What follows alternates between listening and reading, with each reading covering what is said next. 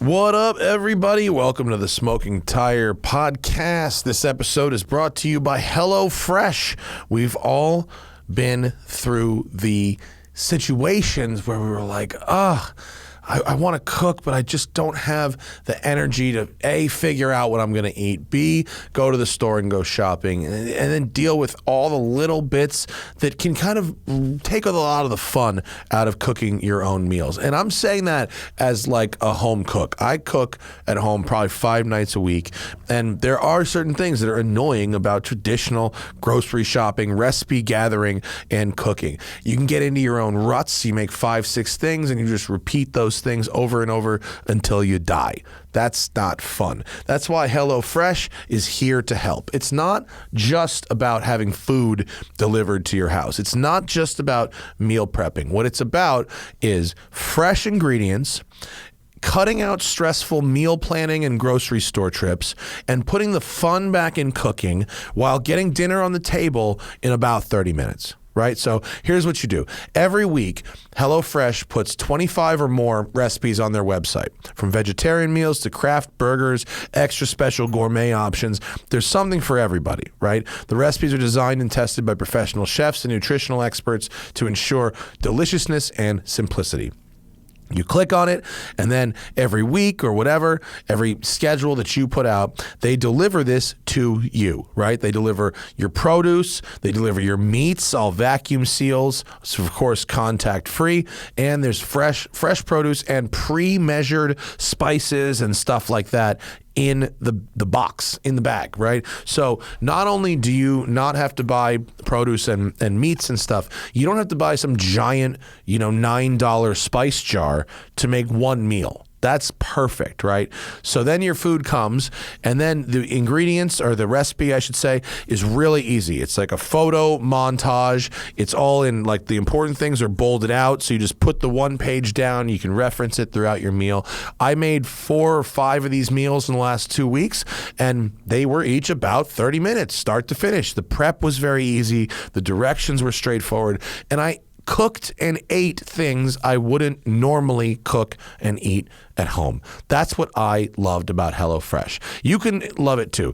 Go to HelloFresh.com/SmokingTire12, right? HelloFresh.com/SmokingTire12 and use code SmokingTire12 for 12 free meals. So you do HelloFresh.com/SmokingTire12 and then also use code SmokingTire12 for 12 free meals, okay?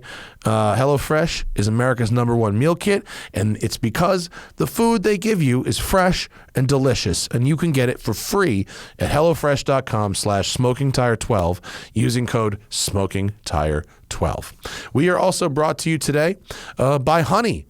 You know what honey is? You might have seen it around. I'm not talking about the stuff that goes in a beverage to sweeten it. I'm talking about shopping online, okay? We've all seen that promo code field taunting us at the checkout, right? You go to buy something online. It's like, do you have a promo code to apply? And you're like, no, but if I did, this would be cheaper.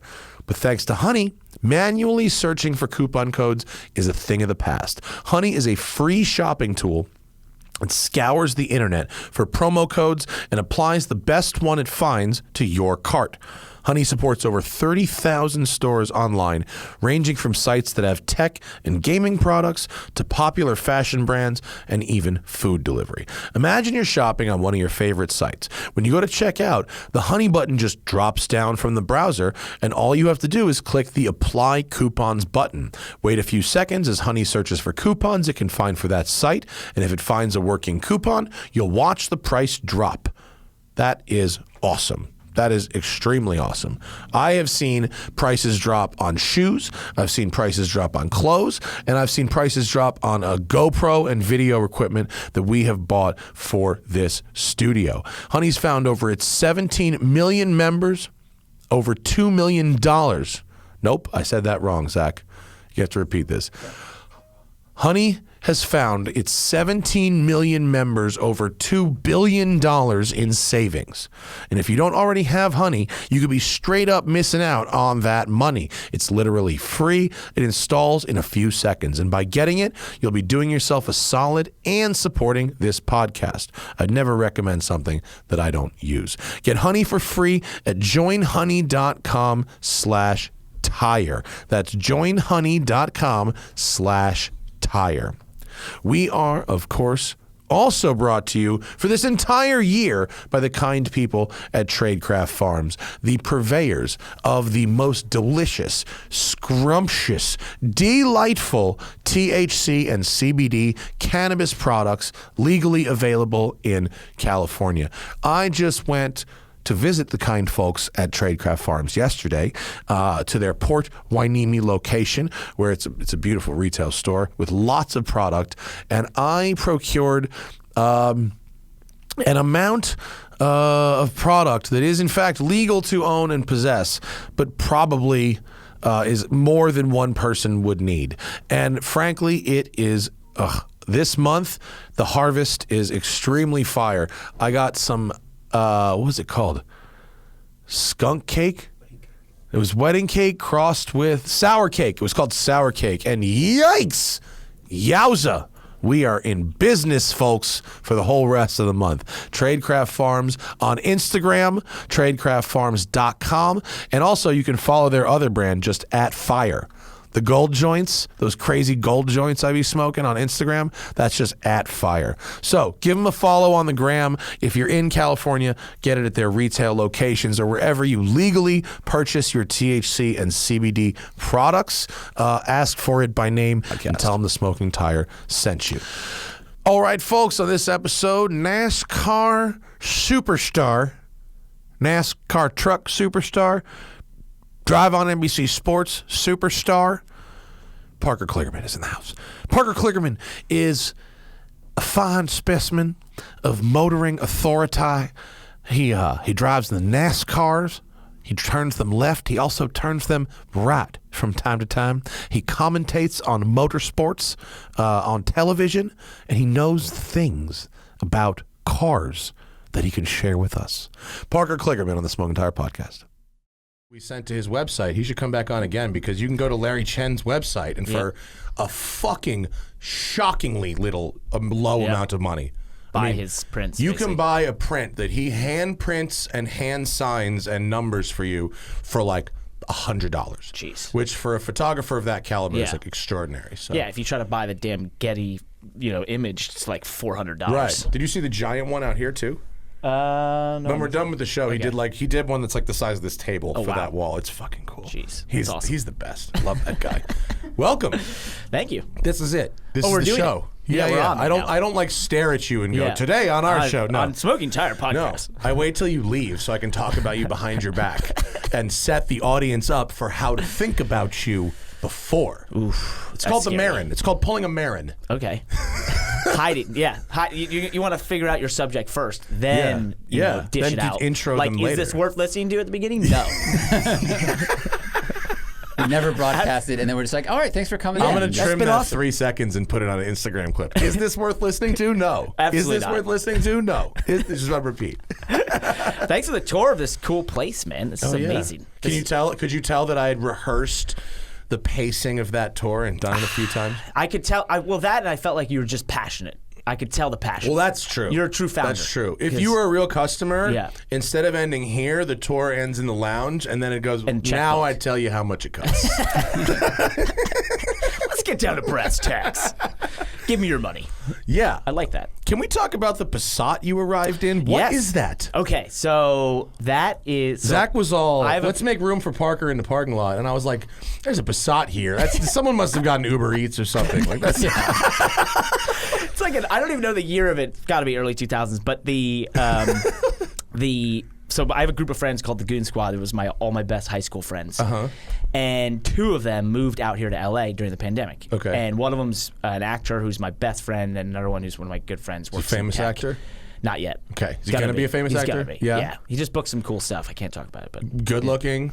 good. He's good trying. hair. Yeah. He's gonna be in. We have a joke. He's gonna be in Spider-Man 17. So that's always been So the he's joke. a sledge brunette. Yeah. Right. He'll be in the 7th Batman reboot as the 4th Joker. And that's when I come out here to be E, so I can't wait. It's gonna be fun. So funny enough, that car. So another buddy's parents were gonna give it away. They were gonna just give it to charity. Yeah. It's been in their family forever. It's got 140,000 miles.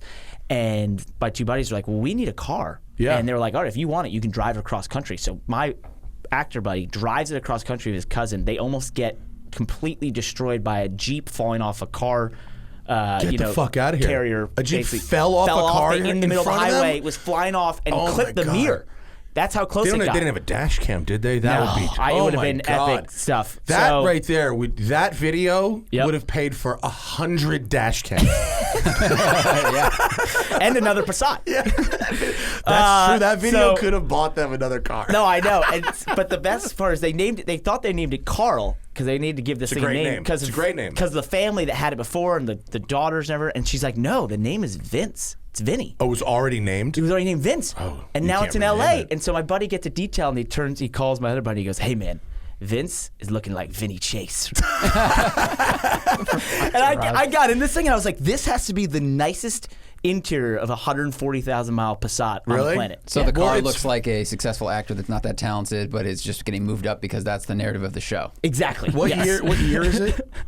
I don't even know. It's gotta be early It's 2000s. from the It's like 2 generations back. Yeah, B5-ish easy. It might be Pretty an much from 05 like or something. the peak quality Yes. of Yeah. Volkswagen. We drove it up the hills into Malibu, and it only threw an oil check light like twice. Oh, good. So, yeah. I mean, with your G loads, your lateral G loading, I might have just been throwing it in too hard in the you corners. might. Yeah, we might need like a baffled oil pan for it if you're gonna be in the canyons with it. Like, you can't handle it. When you get done and you get to your destination, where you're like, crew did a great job setting the car up. I just want Real to happy. thank all my sponsors. Yeah, my first trip with it was to In-N-Out, and I got back. It's the and I was most like, LA thing ever. Oh, I love it. When I come to the West Coast, I gotta get in. I understand. It's okay. We and forgive. yeah, hey, look. What's your And, order? I like to do 2 cheeseburgers, protein style. See, you're a and then smart man. with onion. Yeah. Yep. The smart order forgoes the fries. The fries are No, I get 100%. Oh, you do? You don't like the fries? No, wasted calories because they're made wrong. I don't like fries that are made incorrectly. Okay. Yeah. French fries are you a supposed to be McDonald's fried fry guy? twice. In-N-Out fries are fried once. You're supposed to fry them, freeze them, and fry them again. That's how like a McDonald's fry gets crispy. Yep. It's by frying it twice. Oh, shit. In-N-Out goes potato, fryer, plate, and so you just end up with like a hot potato. It's not a fry. That is actually true. And so salt I makes it get good. 2 burgers and no fries. But Yeah. you get protein style 2 burger with fries? Yeah, that's my way. My way. right. So see. gluten free. I've always been gluten free for like 10 years. There's no gluten in fries? No. No. It's potato. I'm sorry. I know. Gluten is wheat. No, I know, but I can I sometimes conflate like some starches as maybe having a gluten. To be fair, a lot of marketing of food has kind of tricked people's brains. They put gluten free on shit that already had it. I was at the they store put on and meat? I saw oatmeal. And next to it was oatmeal, Quaker, and it said gluten free, and it was Okay. 50 cents more. And- And oats do not have gluten in them. Well, they can be cut with. I think they can be cut with wheat or something. Is it like the flavoring, like the I don't know. maple Flavoring, brown sugar flavoring, or Yeah, like no, the, this the was just thickening agent it's they straight use? uncut oats. I think they're just adding a 50 Well, they do. cents. I As saw someone that who lives once. in LA and doesn't know exactly the meaning of gluten free, I feel like a traitor to those people. Well, I've seen drinks that's like, orange juice. It says gluten free. I'm like, well, no shit. That's what I'm saying. Like, of course. Yeah. Like, what do you? I mean, Right. That's like Do they driving. just dump That's like flour in driving there? around in a C6 Corvette Yep. with a badge on the side that says LS3. Those people are the kings of redundant badging.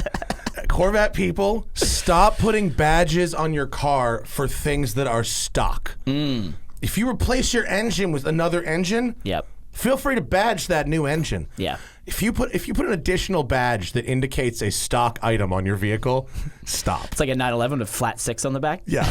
Yeah. I mean, basically. Hey, cool. That's I assumed. Yeah. They pretty much covered those for about 60 years. Exactly. So, yeah. If it said V8 on the back, now I'm intrigued. Says Now LS3. show me more. I'm like, all right, what do you got there? Exactly.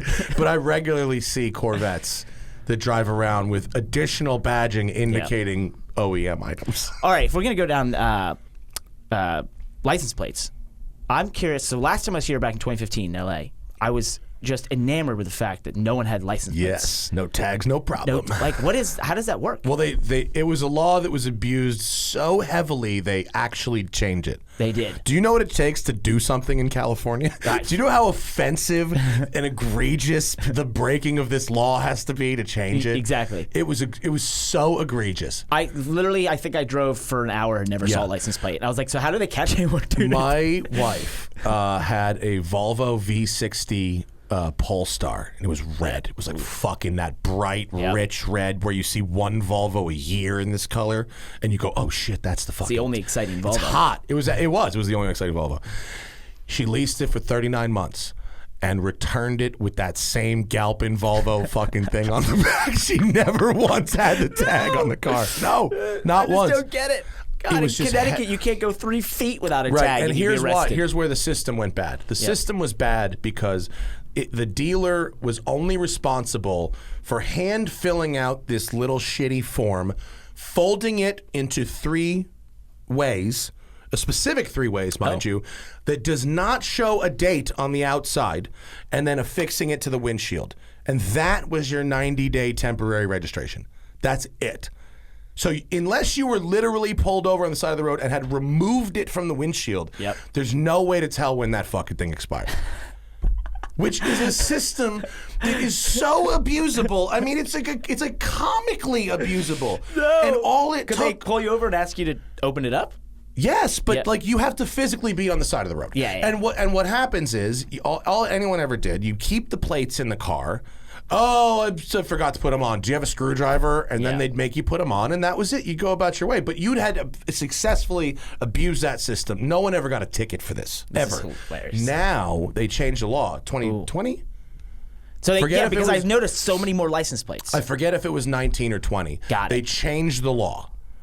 Now when you buy a brand new car, it comes with a license plate sized paper plate with a license plate number on it and a big ass super visible expiration date instead of the folded up thing. Makes sense. And then your plates come in the mail.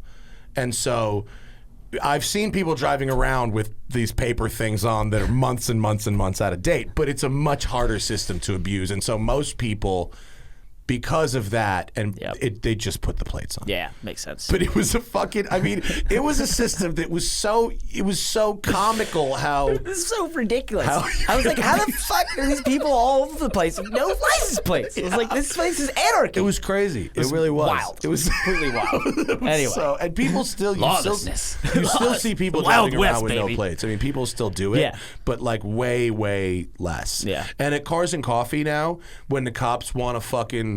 whoop whoop and round people up.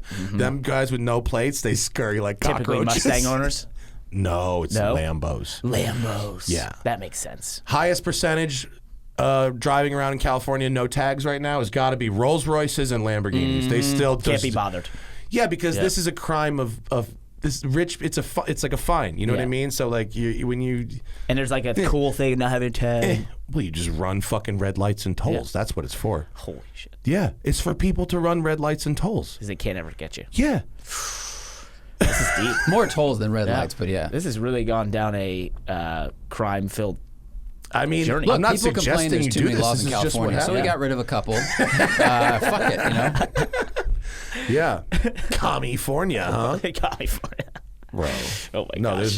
There's lots of systems in this state that are open for crazy amounts of abuse. Yeah. It's wild, right? Yeah. What are you doing in town? So I'm on my way to go race in Austin, Texas for COTA. Well, this is That's on kind of a the drive. way. Well, so I had to do IMSA pit reporting for NBC in Ohio, and then they got to buy me a flight to the track and away from the track. So I was like, well, my sister and all my best friends just moved out to LA. We're vaccinated now. Like, world's opening up. Party time. Going to LA. So I, used that. I flew Frontier Airlines, which was one of the worst experiences of my life. I don't even know how they could. When they have to buy you a flight to and from, you should specify the airline. Yeah, well, it was the only way I could get here Sunday night, and then it was just the worst experience. There was no food. I hadn't eaten all day, and then I had the second row seat, and I walk on, and there's like open containers for my carry-on, of which I paid $45 to have my carry-on. And do they do it the other way on Frontier, where you pay to carry your own bag and it's free to check? It's flip-flopped, right? Something like that. Yeah. Well, so I get in there, and I'm like, all right, I'm going to put it up here. And the stewardess is like, no, you can't put it there. That's for the front row. And I was like, well, there's no one in the front row. Like, literally ended up being empty on the left side. She's like, you have to put it back there. And sure enough, it's full all the way to like the 7th row. Awesome. So I'm like, well, that's going to be fun to get when we land in Denver, where I got to make a connection to LA. And sure enough, then they were late. We got there basically on time, but then we had to sit there for 30 minutes trying to get a gate. And then we get in, and I had like 5 minutes to make it to my flight. And isn't Denver one of them terminals that's like a mile long? Thankfully, that wasn't. You could have the run. It wasn't super far, but I also had not eaten that day. And I had pit reported all day. Yeah, flying's shitty right now. God, it sucked. Denver and Detroit, those are the two airports where you could have to run like a mile. Yes. Houston, right? Houston, the big circle. And if you have to go, they have a train that goes one direction. But I had landed there once I had to go the other direction. Yeah. No. And it was a fucking jog. Holy. But I've had the Denver run and the Detroit run before, and they're both a fucking run. It's a real run. Everyone loves travel talk, by the way. It's the most fun. Dude, my wife just pointed out something. She's fucking the most observant person. Like, they've opened up like flying, but not the airports. No, exactly. Like, there's only like one restaurant open. There's like 100 people in line for it. Like, they're like, at what point do we determine that it's okay to have multiple restaurants open in an airport? Well, that, and then like in the New York airports, they have this COVID recovery tax on everything. And I'm just curious. I'm like, all right, so what's the etiquette here? Like, do we go 6 months with this? Do we go a year? Or are we 5 years from now still paying 13% COVID recovery tax? Additional? Additional and not including tip. Wow. Just in the airport? Just in the airport. Wow. Yeah. Right. And I'm like, they got it open. Pack a lunch, people. Yeah, exactly. Just consumer advice. It's time to pack a lunch at the airport. Pack it. When you scan it through the X-ray, you only get a little bit of radiation in your body, having had an X-rayed sandwich. Is that more than 4 ounces of tuna salad, sir? I have an amazing story about liquid? that, by the way. About X-raying your food? Yes. Let's hear it. Back in 2012, I was racing Vegas. My best friend, who's the actor, I'm actually staying in his apartment this week. He came to Vegas for his 21st birthday, which coincided with my race. So after my race, we ended up going out and having just Vegas time. And we had to make a red eye Sunday night back to Charlotte, and we had gone to a pool party, so on and so forth. Ordered room service, fell asleep, woke up. We had 30 minutes to make it to our flight. He brings the sandwich on the plate from room service into the cab, from the cab into the airport to TSA, and he's like, "Can I bring the plate this with the metal dome?" Not metal, but it had saran wrap over it. Yeah. And he's like, "Can I bring this through?" And they're like, "Yeah." And I was like, mind blown. I was like, "There's no way." And we had photos. I have it somewhere in my phone of him literally on the other side of TSA with this plate of a sandwich, and had just gone through the check. And I was like, "That's amazing. You can bring food. You can, yeah. I've seen crazy food items that people have pulled out on planes. Bags of KFC. I've seen that where it smells bad. Yeah, Indian. Someone once did Indian food. I was like, that's aggressive. Yeah, yeah. Come on. You get Uber Eats on the curbside. Ridiculous. How's racing life? It's good. What are you racing in COTA? So I'm doing the truck series. Okay. So Camping World Truck Series. Fun. COTA, that's gonna be fun as hell, dude. NASCAR's going to COTA for the first time. This is gonna be wild. We're gonna tear up a ton of stuff. There's my truck. Hey. Yeah. Although I haven't posted our new. Pretty good looking truck. Yeah, I haven't posted number our scheme 75. for this week though. We have a new sponsor this week. So Marcus Lemonis helped us out. And it's gonna be Good Sam. It's red. Like fucking Shark Tank Marcus Lemonis? Yeah, Marcus Lemonis. All right. So he helped us out. He's with one of his brands. Yeah, he's helping us out. And we also, if we win, we get a $100K bonus, which would be Sick. big. So yeah. We're also, I think it's going to rain this weekend, which is going to be epic because we race in the rain on road courses. Holy shit! Are you do? Yeah, wait. Does your truck have fucking wipers? It has a wiper that doesn't work. the NASCAR windshield wipers are the most useless pieces of metal and rubber on the planet. What about your defroster? Your defogger? Those don't work either. Really? Are you allowed to modify that, or is that a standard issue item? So they're kind of standard, but you can kind of put them where you want, but they don't work. None of it works. So really, you just have to. It's like at the dirt race, we have a Swiffer in there to clean the windshield. Shit. And you just do the same thing with the rain races. Although I've only gotten to practice in the rain. I've never got to race in the rain in NASCAR. And I raced in the rain back in Open Wheel. But for the last 10 years You've since not I've raced in wanted the to rain. race in the rain Yeah, man. bad. And every time there's a rain race, I either like am not there Yeah. or like I don't have the ride that weekend, and I'm like, no, I want to be in the you've rain. driven this truck in the rain in practice? No, I drove a Xfinity car. And but and is that fucking? it's fun. Is it crazy? It's the best thing. Is it ever. just oversteer Really? everywhere? Yeah, and it's just there's what no percentage grip. throttle can you use at any given time?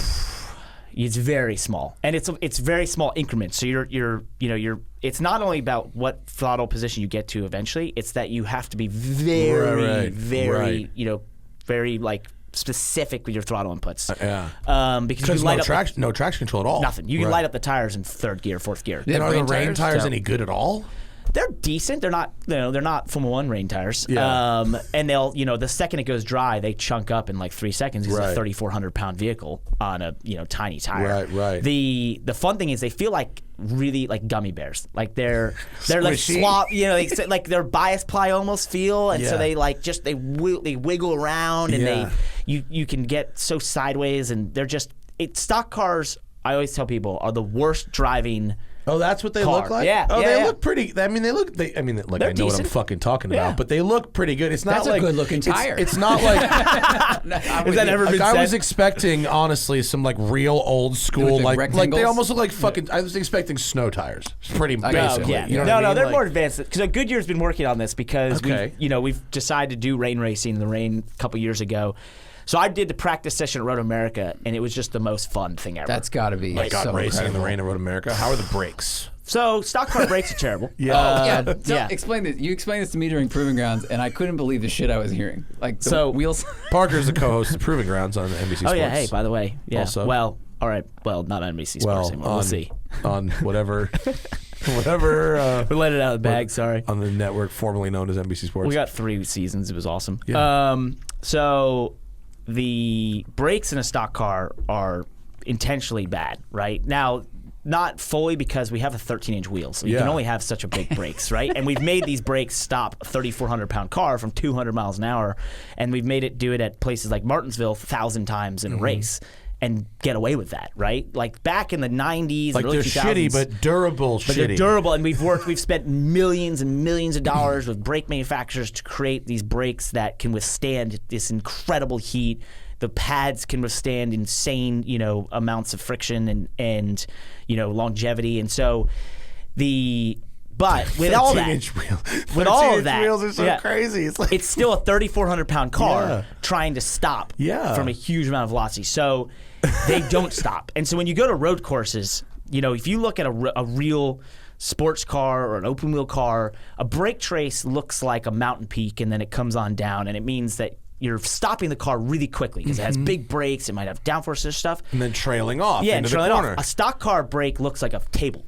So you get to 100% braking, and then you just hold it there and count. 1 Mississippi, 2 Mississippi, 3 Mississippi. You're going through your downshifts, and then it's And like, as you're I counting- just got to the corner. As you're counting Mississippis, You can, basically. Is a Mississippi like scrubbing off like 30 miles an hour, pretty much? Yeah, pretty much. Okay. I mean, and there's times like you'll just hit the brake, and you're just like, there's no way I'm So stopping. if you're at Road America, are you braking it like the 5, 6? Where are you? Oh, where into are we turn brake- 5? Yeah, where are we braking at the end of the straightaway? Yes, there's multiple places on the track where we don't get to the signs. Tons of places. There's at Coda this weekend. There will be definite places like down into the hairpin at the end of the straightaway. Yeah. Where I think the curb on the right, like right when it starts, is basically our braking point. Especially in a Cup car because Yeah. they've got 750 horsepower and they're going to be doing 200 miles an hour. Yeah. Trucks will be doing more like 180 something because we have big spoilers and such. But yeah, you'll get to there's multiple tracks we've been to in the last couple of years where you don't get to the signs. Like you have to find a new point, and that's just where it is. We're breaking at fucking trees Yeah, and we're breaking shit. 700 meters before, but stock cars on road courses. Why NASCAR's gone to having basically 6 road courses, and we're adding road courses in the Truck Series and Xfinity. Is that stock car racing forever was so good because aero wasn't a thing. Yeah. It was mechanical. It was the cars were very dynamic, and the best Because they thing got is, loose. well, and they drive like shit. Yeah. Like the stock car is a shitty race car. Yeah. But it's the most fun racing you'll have because it's a terrible race car. So what happened in the last 20 years though is that we became, with the influx of money and the professionalism, the teams and engineering, we have become so smart that the top Cup Series cars are equivalent to, in the engineering realm, Formula 1 cars in terms of what they do aero-wise and what they do, the chassis and the technology to make them drive really well. And so it's kind of gotten away from the pure form of stock car racing, but short tracks and road courses, that's where it's real stock car racing, because aero isn't a thing. The aero doesn't matter as much. It's mechanical. Yeah. It's about the driver and the team, and just finding the mechanical grip and out racing each other, and you can hit and beat and bang, and you can get away with it because it doesn't matter. So that's why road course racing has almost had like a resurgence, especially with stock cars. And I think NASCAR is doing a cool thing where basically about 10 years ago when they decided to go to Road America, Mid-Ohio with the Xfinity Series, they were revitalizing these amazing road courses. It's a tiny racetrack for NASCARs. Yeah, it is. It's so narrow. It's so narrow. It is. I raced a Miata there and it's fucking narrow. Like, what? That's a huge, dude. It's an enormous car to be racing there. But that place was fun. It's a fun place. But you guys are so used to proximity, right? I mean, everything you do in the ovals is like inches away from other cars. Yep. So if the track's a little bit narrow, you're like, this gap is fine. Well, you just use the bumper. Yeah, just move them out of the way. Yeah, you guys have way more contact than any other form of racing, probably on Earth, right? Yeah. Oh, and it's what makes allowed. it awesome. Except for like maybe stadium super trucks or something. Yeah, that's true. There's a lot of not giving a fuck with those guys. Yeah. The hood's up and they're still just sending it. Yeah. Have you had to go in one of those yet? I haven't. Robbie Gordon, so I did a thing with him for Dakar, and he's like, "Come on, do a stadium super truck." I'm like, "I got to do it one time." It's just I haven't been able to make it work. I mean, going off of jumps and then landing flat—that's crazy. But they look plush. Yeah, it looks like it's okay. Yeah. As long as you land like straight and not on top of another truck. That's so wild. So wild. It's got to be a crazy. It's like how my cats jump onto each other, basically. Fucking crazy shit. Oh my god. Yeah, they're the only form of racing that's more ridiculous. So we've had them a couple times at like Road America. They'll be there when we're racing stock cars, and everyone in the the garage when those start going, they're like all on the pit wall, like wanting to see what's happening. We're trying to watch like the the feed from the track. That was so awesome. The only thing Long Beach Grand Prix last year. I was like, I need to, that shit's in our backyard. So everyone in the car world here goes to LBGP weekend and we go watch everything, but. That was the only one where I wasn't like at the VIP sipping champagne. I was like, I want to go on the fucking wall. Where are the jumps? I want to be 80 feet further than that. Well, and it was like, I want a truck to fly right at my face. Yeah. Dude, imagine being on a straightaway and the race cars are not passing you on the ground. They are passing you in the air. It's amazing. It's crazy. It's like watching salmon swim upstream. Like you sit back and there's a K-rail and there's just like truck, grizzly bear. You even made Madeline laugh with that one. That's good. That's what I do. Maddie's Parker's sister. Yeah. For those watching the video, it's like, who's that girl in the corner? There's been some comments. I'm like, everybody calm down. Hey, we don't back off, people. We don't make people wait outside when they're that'd be mean. visiting. That would be very mean. No. How comfortable do you feel on road courses versus oval? I mean, are you just equally adept at I'd both? say equally at this point. I think the cool thing about road courses is that equipment is a lesser factor. So you as a driver, you can make up more difference. So like for my team, we have one full-time employee. We're a very small team, but when we go to like last year at Daytona Road Course, we showed up there and we were running the top 5 and we easily had a chance to win. What does the one guy do?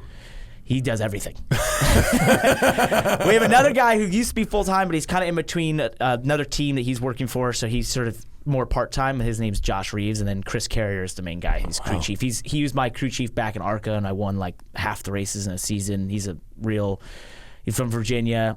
He's an amazing dude. You'd love him. If he came on this podcast, you'd never get a word in, but you'd have probably the most famous podcast. Some people think that's probably for the best. Yeah, it's true. So he's a great dude. And he's super smart racer, and he does an incredible job. And for a small team out of Virginia, family-owned team, Food Country USA is our owner's company, and it's a small grocery chain in Virginia and Tennessee. And they just love to go racing, man. They're a cool group because everything's so corporate these days in racing, and there's a lot of family funding, and there's a lot of kids that are coming in with huge checkbooks and such, and they're a team that just like, we want to win. So we want to just get the best driver we can get. We want to get the best cars we can get. And we're just going to show – we're not going to do all the races, but we're going to do 8 to 10 races because when we show up, we just want to know we have a chance to win. Mm-hmm. And it's the most fun I've ever had. That's an interesting strategy. Just, saying, all right, well, we're going to try to win these races and we're going to be as competitive as those instead of trying to spread our money to do a whole season. And get the most return for our sponsorship dollar. Mm-hmm. Yeah. I guess they probably think that performing better on those 8 days is probably better, better visibility as well as more fun and more competitive than, being. Well, and it's just like we're, the step up to doing full time, you'd have to either, quadruple your budget or, you have to expand in such a way to keep up the same level of performance. It's like, why would we do that? Let's just do what we're doing. And I think for them, they are possibly the second oldest team in NASCAR, which very few people know. Really? So Charlie Henderson, who's the owner, patriarch of the family, he first owned a NASCAR race car in 1972. And he has been doing this ever since. So the Wood brothers would be the oldest team from the 60s. And what is their car? They race in Cup. The 21 car, it was super famous car. David Pearson drove it. It's got a ton of history. It's one of the most famous cars in NASCAR. Ford considers the house car. I'm surprised. Who does? Ford. Considers it a house car? It's the Ford Motor Company car. Oh, really? Yeah, it will always be in NASCAR because of Ford. I want to know who. Do you know what number it was? Number 21.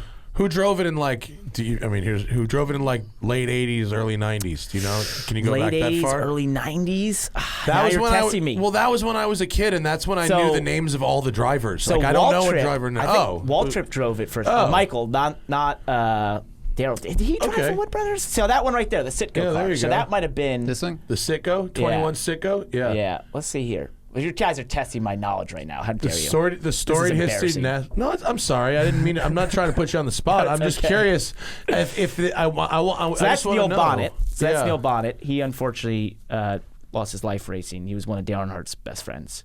So that's Trevor Bain, who won in 2011 for them. That's when they were on a part-time schedule. They won the sport's biggest race. That was a huge deal. Yeah. He was 21 years old. Kind of inspiring for what you guys are doing. Yeah. We could go do the same thing. Right. There you go. Bill Elliott. He drove right at one of their last full-time seasons before they came back full-time, before they went part-time for a while. Kenny Schrader drove for them. Oh, yeah. In the mid-2000s. Heavy hitters. Yeah. There's Elliott Sadler. So he was early 2000s. Ricky Rudd. Oh, shit, yeah. Big fucking names. Yeah, these guys were really doing it. Yeah, but if we go older. The Motorcraft sponsorship, too, I remember. So that was Neil Bonnet that was there for the Sitco car. That Sitco Thunderbird looks awesome. Go up one. That was a great-looking NASCAR. That Thunderbird. Yeah, Mike Waltrip did in 1996. Yeah, I was right. Very Look good. At that. All right. Very good. I was very concerned if I wasn't right. So. Was Michael the one who was Earnhardt's best friend, or Daryl? Michael drove for Earnhardt. He did that and won the Daytona 500. That fucking documentary was crazy. Isn't that amazing? What was that documentary called? The Blink of an Eye. Blink of an Eye. Yeah. That was a great, sad, happy. I was all over the place, that racing documentary, man. Man, all right. Earnhardt was my guy. When I was a kid, I met him. My dad, one of his best friends when we lived in Atlanta when I was a kid was the editor of the Atlanta Journal-Constitution, which was the sponsor of the NASCAR race for a very long time. And I think my dad had opened a big new department store downtown, and the guy had him come grand marshal the race. So we got to ride in the pace car. That's awesome. During parade, not during the race, during parade laps. And you got to say, "Gentlemen, start your engines." No way. And I got to meet in front of 100,000 people. Flew in a helicopter to the infield. Wow. Meet all these drivers. I have a kid-sized NASCAR jacket that has Dale Earnhardt and Rusty Wallace and Richard Petty and Bill Elliott and all of them signed on a kid-sized jacket. Still got it. And so anyway, Earnhardt was my fucking guy. Yeah. So that's awesome. Yeah. So I love that. What was the? Well, I was going to ask you a question because in that documentary, that story, I showed it to my girlfriend, and I, slowly introduced her over the last 5 years to racing and racing history. And there's certain stories that she's like, "Oh, that's cool, whatever."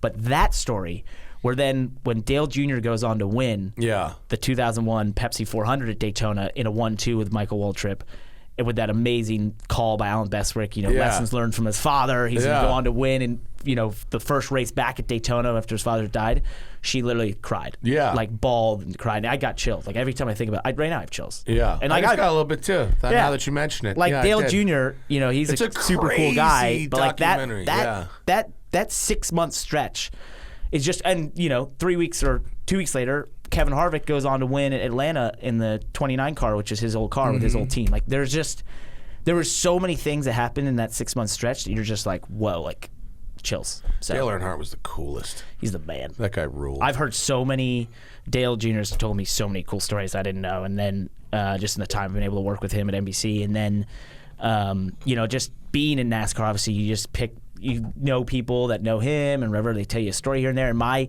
crew chief, Chris Carey, he worked with Dale Earnhardt and a couple times. And he has a really cool story of Dale coming and doing this Busch Series race, which is the Nationwide Xfinity Series now.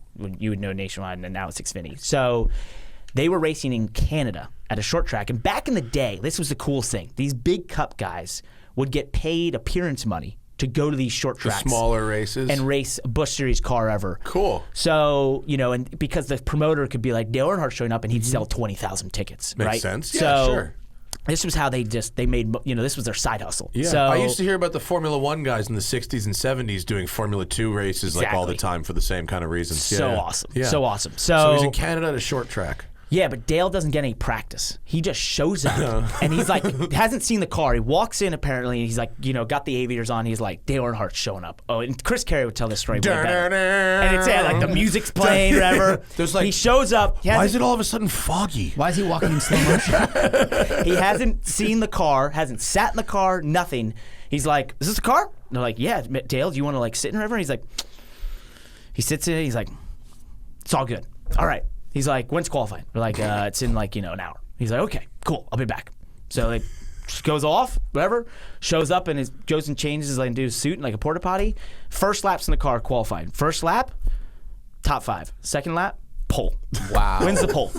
Gets in the race, wins the damn race, leaves. Yeah. Thanks for the time, guys. See you later. I'll take that payment in cash, please. Yeah, I'll take that payment in cash and I'll see you later. And it's just like, what? That's so cool. I'll be on my yacht. That doesn't happen these How days. can you find he found the limit of everything Never in even seen one the lap. and even then, he wasn't like, I'm slow the first lap and figuring out. He's like almost top 5. Yeah. Jesus Christ. High mid-pack followed by pole. Wow. Lap 1 and 2. That rules. It's epic. He has and so it's many a short track, too, so it's that's like the first mile. Yeah. That's like his first half mile and then his second half mile. Exactly. That's crazy. 2 laps to qualify. Some people just have the fucking magic. Dude, yeah, he was just an unbelievable. There's so... Senna was an incredible race car driver because my sister loves this stuff. I showed my wife the documentary, it's the Asif Kapadia Senna documentary, which admittedly is slanted in the Senna versus Prost story. Admittedly is slanted to make Prost a little more of a villain than he actually is. Having said that, it's a very poignant and sad documentary. No, it's incredible, but what made Senna so good was that he truly believed he was put on this earth. Was convinced to win Formula 1 races, right? And then you have a guy. He might have been nuts. Well, but think about that. That is the manifestation. As my sister loves, or the secret river. You so convinced, you just know this is going to happen. You're going to be the greatest of all time. I think Dale Earnhardt, he always had a thing where it's the guy with the fastest car doesn't win. It's the one that refuses to lose. Right. That old mantra that people always say about him. It was because he truly just believed, I am the best driver, he just willed it. And I will not lose. I will find a way to win races, and no matter what the toll or the cost or what's ahead of him. So, I think that's why he became the folklore he was, is that he just had this innate belief and refusal to not be the best. And he always just came off like nothing really ever he was just never shook. Yeah. He was just always calm, just chill, confident, we're just going to go win this now. So you guys I'll be back. Just get the trophy ready. You could just start engraving it. It's okay. He was also an incredible businessman and never even got in high I really school. liked seeing his yacht. Yeah, on Sunday Money. On the document. Sunday Money. What a fucking great. The greatest. Dude, there's really an art to naming boats. Yes. And a lot of people, really almost everybody, just does it horribly wrong.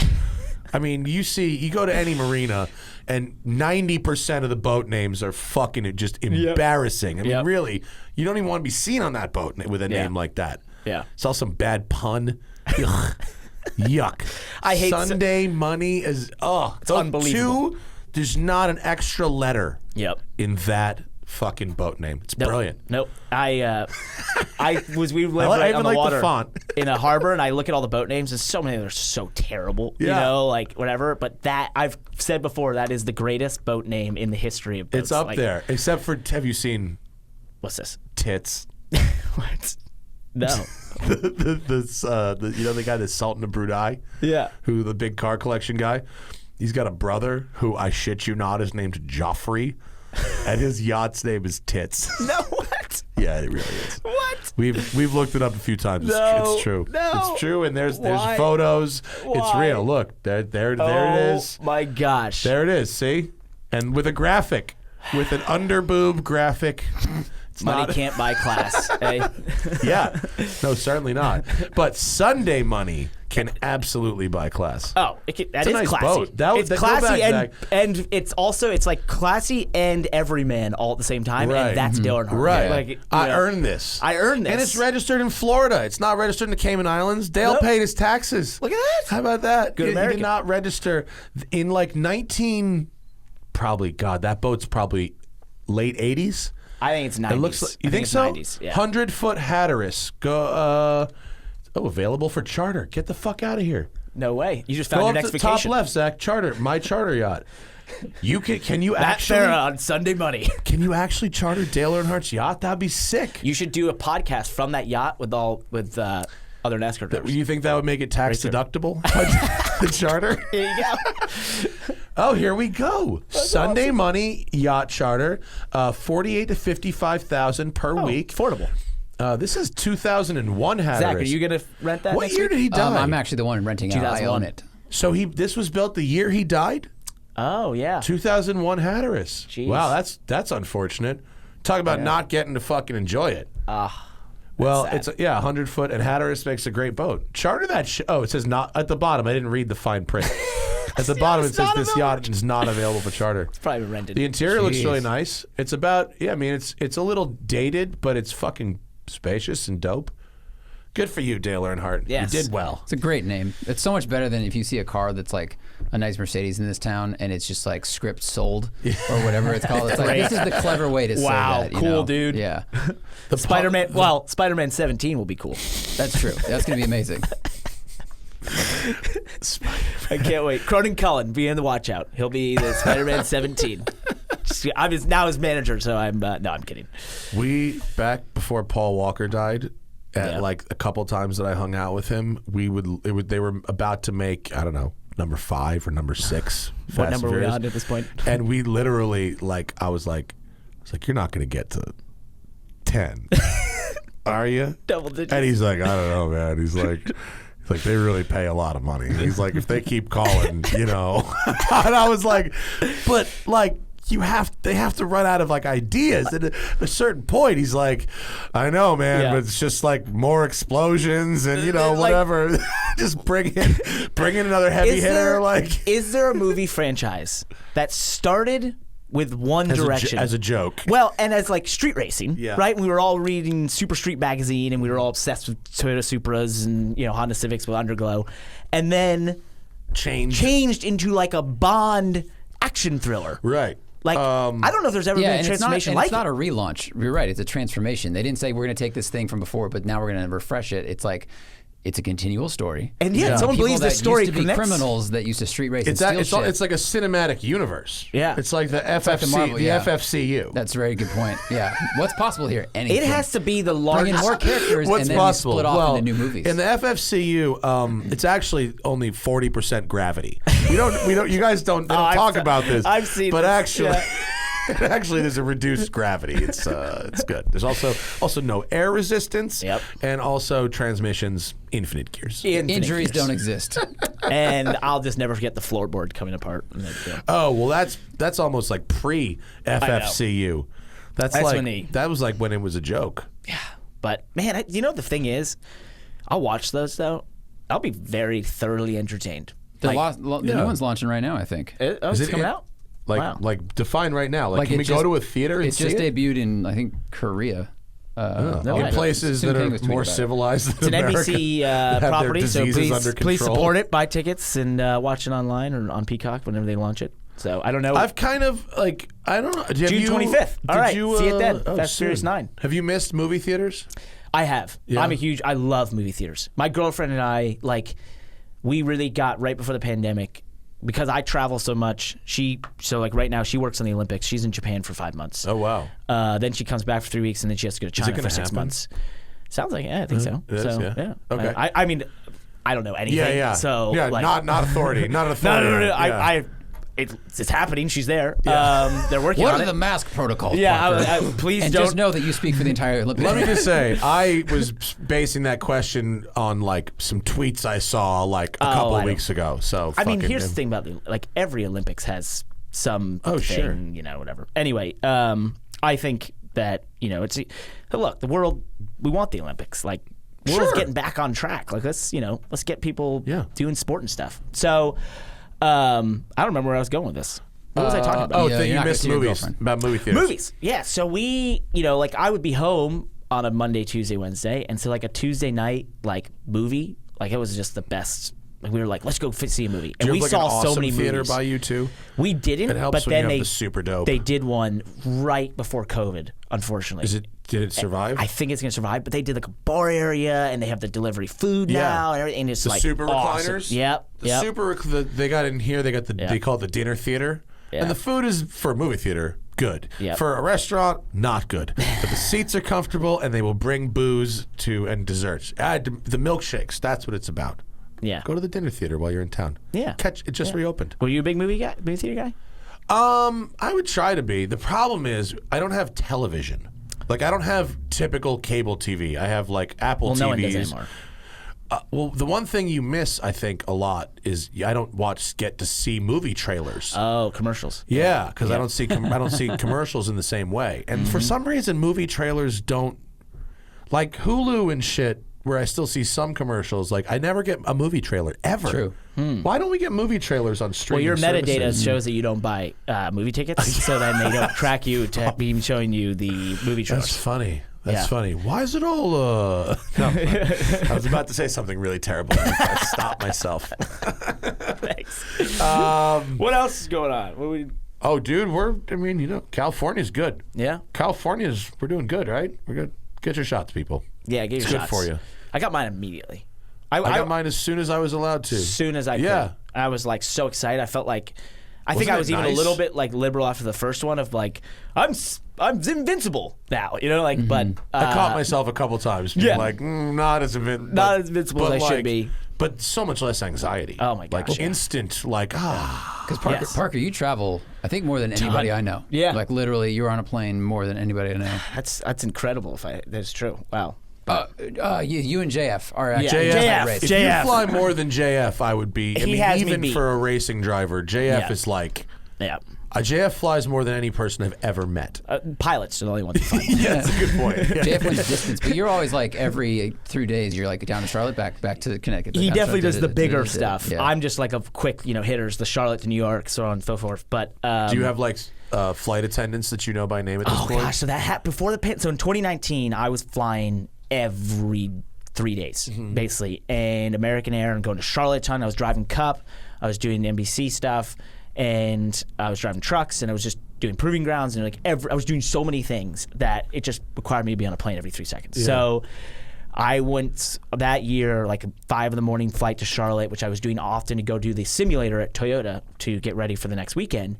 I walked in all bleary-eyed and everything, and this flight attendant's like, "Hey Parker, how you doing?" I was like, That's "Wow, weird. we're at that point here. That's interesting." So that was always the mark. It's nice to take a break from that. Yeah, yeah. But then I flew a lot during the pandemic because we had to. You couldn't do pit reporting from the home. Yeah.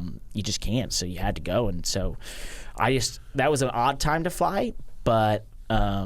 I just made sure to bring hand sanitizer and be safe. But Just annoying. It was annoying. Yeah. It was terrible. There's going to be lasting shittiness at the airports from this. Your wife said We're it still best. taking our fucking shoes off. I know. Because some asshole turned his shoe into a bomb 20 fucking years ago. I know. It's like... It didn't even go not off, in TSA by the way. pre-check, by the way. He didn't... Yeah, I know, of course. Of course. You got to get TSA pre-check. Of course. But I actually hadn't flown in so long that I didn't renew... My pre-check lapsed. No. Which I didn't learn until my first flight back. That just happened to me 2 weeks ago. Ugh. That happened to me literally 2 weeks ago. It I didn't even know that was stinks. possible. Yeah. So then immediately getting through security, when the girl was like, "You're not TSA pre-check," I was like, "Look, there is no chance on this planet I'm not TSA pre-check." Yeah. And then she's like, "Well, there's nothing here, so you have to go regular." I was like, "Well, okay, fine." I get to the other side of the thing, and I just immediately am on TSA website, and I filled it out before I got to my gate to renew. I was like, "There's no chance I'm walking into an airport again without TSA pre-check." You got to do that. I have clear. I have everything because if I don't like being in an airport, so I time if I'm flying out of LaGuardia, I will get there 10 minutes before boarding. Yeah. To the curb. You 5 minutes. you really get it close. Oh, I don't care. It's. I don't do the clear because I feel like the fingerprints thing.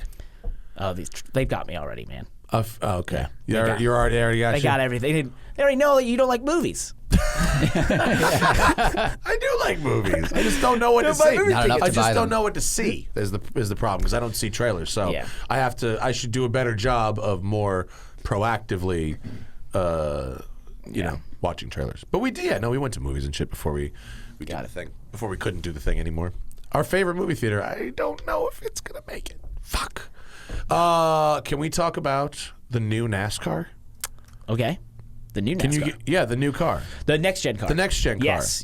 Can you give me the quick rundown on what's good, bad, and not known yet about the next gen car? So for the last 30 years, stock cars have generally been very close in terms of their design, in terms of everything being handmade, how we make it all, and why the cost of NASCAR went from being, in the 90s, 8 to 10 million was a huge budget, to the mid 2000s it rose in the 20 millions, and then within the last 10 years there's cars that are over $30 million in funding to race a stock car. To race for a season. 38 times a year. Yeah. And when did Car of Tomorrow come out? That was 07 into 08. And they've been on versions of that ever since. So they went from a version of that to a next version. Then we went to the Gen 6, which eventually molded into what we're racing now. Okay. And now this is considered Gen 7 or next gen. So this car is possibly the most important car in NASCAR history for a multitude of reasons. One, as the budgets got so high in the last couple of years, we have, as a sport, then had to fund that, right? Which has created a gap between the level that the marketing dollars can support and that it's worth in the marketing realm versus what it costs to win. Right. And so this is where manufacturers are making up the difference, or rich team owners, or this is family funding coming in, and it creates a gap between because the you can't run it as a business anymore. You can't run it as a business. So we as a sport, and the Formula One has gone through the same thing. This is not NASCAR. Every form of high-level motorsports has gone through the same thing in the last 10 years. Where the cost spirals out of control, and it's on the team to fill it themselves. And they can't, because the sport can't support it, and the marketing isn't realistically worth what they need to go compete. So it becomes a very big gap that you can't fill. So every sport, every top-level motorsport has had to figure this out. Formula One has now gone to a budget cap starting next year, and a massive, drastic change in how they're doing their finances. They're going to a different car design. They'll make more of the teams competitive. And one of the things that happens when you have that big gap is that you get teams that get uber funded and they become dominant versus Mercedes in Formula One. Exactly. Yeah. Versus smaller teams that just can never make up the gap, and they're never going to be able to invest enough, and they're never going to catch up intellectual property wise, and so it just becomes very stale. Well, NASCAR does that then hurt the racing, which hurts the audience, which hurts the audience, which hurts the parity. Spirals, right? Yeah. NASCAR in its golden years in the late 90s, early 2000s, the mid 2000s, there was a perception that on any given weekend, anyone could win. Mm-hmm. And that still sort of exists at Talladega and Daytona and road courses when it rains and that sort of thing. But really in the last decade, we've, last year or 2 years ago, Joe Gibbs Racing won, half the races, and we've seen that. Hendrick in 07 won half the races. So we've seen these super dominant teams, and it really ruined the parity because they became very, just far more advanced than the other teams out there. So the next gen car was a collective amongst the manufacturers, NASCAR, the teams, everyone to come together and say, how can we create a vehicle that is less about us all trying to beat each other, redesigning the same little parts for the last 20 years and spending millions of dollars redesigning this part that has nothing to do with real cars out there, right? Yeah. It's a trailing arm link, and it's like no one knows what a trailing arm link is, or like, who cares? Yeah. And yet that's what we're all competing against. Yeah. And so the new car is far more, off-the-shelf parts. It's you can have less cars. You can be able to have less personnel, less built in terms of by hand. And therefore, the immediate cost is higher because you have to buy everything. But in the long run, this should severely reduce the budget needed to compete, which will add more parity. Because you don't have to engineer your own parts for stuff. Exactly. We'll add more parity. More people can win. More teams can come in that are going to be able to compete at a high level right off the bat, and it'll just make the sport healthier overall. So this is the most, for this was a multi-year process, and it's possibly the most important car in the history of NASCAR. And what technological innovations are in this car that we're missing from NASCARs before? So you have independent rear suspension, first time. Welcome to the 21st century. Yep. You have a sequential gearbox, which we never had. You have those massive 18-inch Shifted wheels. with a lever? Yeah, with a lever. We're not 18-inch wheels? Holy 18-inch shit. wheels. We all should be able to stop. We got real brakes now. Real the road course performance is thing. So these cars, they're going to be more like Trans Am cars on road courses, they're right? more like V8 supercars. Yeah. Very similar to the V8 Australian supercars. Very similar that's to. awesome. Those cars are fucking dope. They're amazing. Very similar to the GT3 IMSA cars in some respects in terms of Well, that's good. I assume the speed wise will be similar. So I think overall it's a really cool race car that enters this Does era it have in a good way. any driver's aids at all? No. So no ABS still? No. Okay. We don't do. No.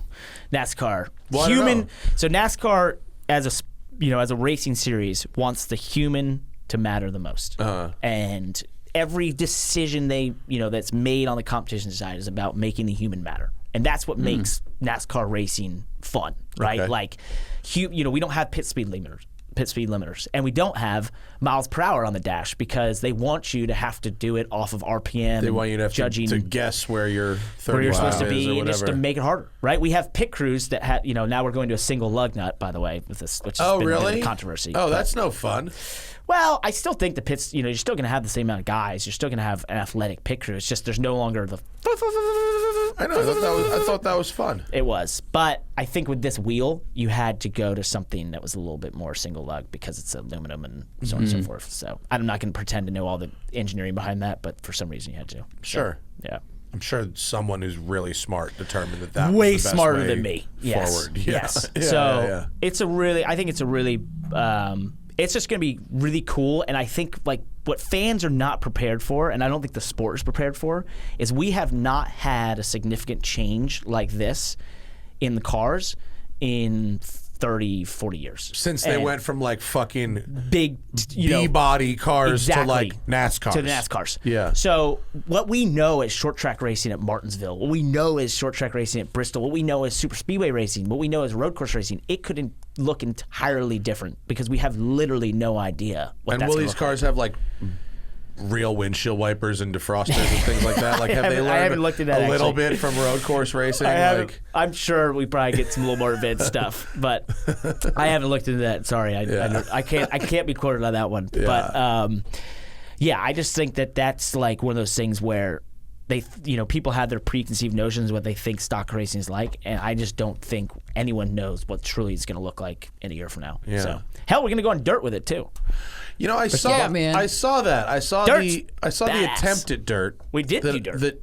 Did it go okay? I thought the headlines I read, and I didn't look too much into it, seemed like it was a bit of a rough undertaking. It was, but it was badass. So we get there, right? Bristol's covered in dirt. It looked like a weird dream, right? Like they had stained the track by accident. Yeah. It looks rusty. The track looks like rust red. It's like that clay. And we get there, and I'm so pumped. I've only done 2 dirt races in my life. They were back in 2009 in ARCA, and they were flat tracks, and I won them both. I've never done one since because I didn't want to put my record up for jeopardy. You're 2-0, I'm good there. Did you do undefeated? Dirt oval school or any practice before? Just iRacing. Oh wow! Yeah. So I showed up and I just talked to people, did iRacing, and talked to Kyle Larson. He's like, dude, you're gonna like it. It's gonna be fun. I'm like, okay. And I get in there, and within 10 laps, I'm just like, I am having the most fun. Yeah. Like, this should be illegal. Like, this is so... It is if you do it on the street. Yeah, well, exactly. So let me explain how you drive a stock car normally at Bristol. Bristol, you drive a stock car, you go off in the corner, you lift early at the start-finish line, you tap the brake, your wheel gets to about here, and if it's loose, you might do something like that. And then if you're tight, you might just try to increase a little more, and you're doing that sort of thing. And that's kind of your hand all movements. within a 90-degree movement. Yeah. All 100%. Now, this is how the dirt race was going. So by the second practice, we were flying around there. We were one of the fastest trucks by far. And this is how I'd go off in the corner. I'd go into the corner and take my hands and go all the way to the left. Then it would slam into the ground, and right as it started to rotate, I'd go all the way right. And then I'd be like, run, and then you'd nail the throttle and spin them off and do the same thing in the next corner. And like I had muscles after practice that like were hurting because they had never been activated. No shit. So you're just doing high-speed drifts. And then were you sending the wheel and catching, or were you manually going all the way around? You're manually going back and forth, but like the amount of wheel you would throw the car into the banking and just crank the wheel as hard as you could because we were on bias-ply tires. It takes a set onto the suspension. What kind of tire? It wasn't a slick, right? It's got a groove. Yeah, it had grooves, and it was just the most damn fun. And then it rained for 2 days, and the track changed, so we ended up running 8th. But I thought if we had raced that day on practice, I think we could have won that race. We were in our zip code, but so why did? Yeah. So then the cup race. The only problem was so with the cup race. The cup race. Dust was a huge problem. We couldn't see shit. So there was one time off turn 2 in the race where there was so much dust and the Swiffer broke in my car, so I couldn't Swiffer the thing on the caution. Now you have 2 projectiles in the car, by the way, should something go wrong. Yes, anyone whose has fucking dreams of NASCAR, by the way, they're driving some shit box right now, Swiffering the window in the rain, going, one fucking day, when I'm a NASCAR driver, I won't have to put up with this fucking bullshit. Just so you know, you're never too good or too old. Never too old, never too good. Fucking Dale Jr. He'd be Swiffering somewhere. Danny Hamlin's in there Swiffering the deal. So anyway, we're coming down off of turn 2, and the sun is right in your eyes in the dust, and I literally bounced off the car to the left of me, then bounced off the wall, then bounced off the car, then bounced off the wall. That's how I knew I was going straight. I couldn't see a thing. And that happened for like 3 or 4 laps, and then we got a caution, and I was like, oh, thank God. Like, I was going to wreck. Oh, my God. But I couldn't see. And so the cup race was later, and they had major dust issues, and like they had a restart where literally no one could see, and they all just crashed into each other. Wow, so, how would we? I don't even know how you'd make that. Well, wait a minute. Why can this? There may be a very dumb and obvious answer to this, but why does this problem not exist at sprint races? Sprint car races? Yeah. So is it a different type of dirt? We raced way longer. Oh, okay. They did try, they wet it down and that sort of stuff. I was going to say water truck seems like the answer to this. So they do that, but I think from what I understand, it's the type of dirt, it's that we were racing way longer races. Like that cup race has got to be the longest dirt race in America now. How long is it? Like it was like a 3-hour race. 3-hour fucking dirt race? Like there's ruts. The ruts, oh my God. That track must have gotten so fucked up. And the ruts would make you would fall into them and feel like you dropped into a pothole. It was awesome. It was awesome. Like, racing is like in the mid-2000s, racing got very sanitized and very like, corporate and everything. And just felt like. Jimmy Johnson? I love Jimmy though. But he's very clean. Oh, yeah. Clean cut guy. He's got the most perfect beard on the planet. Have you ever, that beard? I mean, everyone talks about it. Still the most perfect beard in the world. I have so many people that ask me, they don't know anything about NASCAR. They're like, what's that guy, that driver's beard? And I'm like, Jimmy Johnson. Yeah, the perfect beard. The dirt race just felt so like, I don't know. It felt like a throwback, like racing used to be. It's just they dirty. Should make you run old school liveries. Yeah, but we do that at Darlington. Do you? Throwback, yeah. Cool. Yeah. That's fun. Yeah. But a 3-hour dirt race, I mean, there's nothing you could. I mean, unless you literally had. You'd have to have like cautions where it was just like parade laps where the water truck would come out. They kind of did that a little bit. It sort of sucks. But like, what are you gonna do? 3 hours? You can't keep dirt wet for 3 fucking hours. Can you? No. What if you had? No way. All right. Let's engineer this out. What if you had sprinklers? It's slightly banked, right? I think someone brought this up on Twitter. If you around the top ring, if you set up a trickle setup that would then constantly water the dirt. That'd be interesting because then the top of the track. patent this. Well, the top of the track. The trickle waterer has been invented. No. You got to patent this just for the racetrack. Patent as applies to half-mile speedways with between 5 and 8 degrees of banking. Westside Collector car storage just became a multi-billion-dollar entity. Westside Collector car sprinklers. Car sprinklers. Yes. Repurpose that acronym. And then, but then wouldn't you have more grip at the top than the bottom, which is already a thing that exists in dirt? It does stuff? do that, except it wasn't working great for us because it probably couldn't hold enough moisture. So your theory probably would help that. Your trickle idea. sprinklers, dude. Trickle sprinkler. Listen, learn from your local marijuana growers.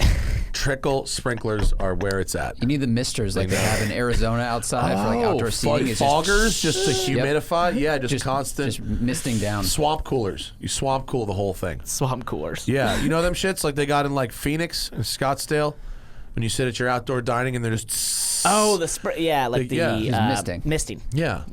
Yeah, that's nice. Well, we could probably do that. I'm sure they'll probably do it. To be honest, that's the most. That is now the most affluent dirt track in America because it's Bristol. I mean, you got to have just full sprinklers on the whole time. People are timing their laps to catch the. That would be an amazing solution, right? The most NASCAR solution possible is just mounting a bunch of oscillating. Could we get you to tune in if we put the sprinkler system up? 100%. Boom.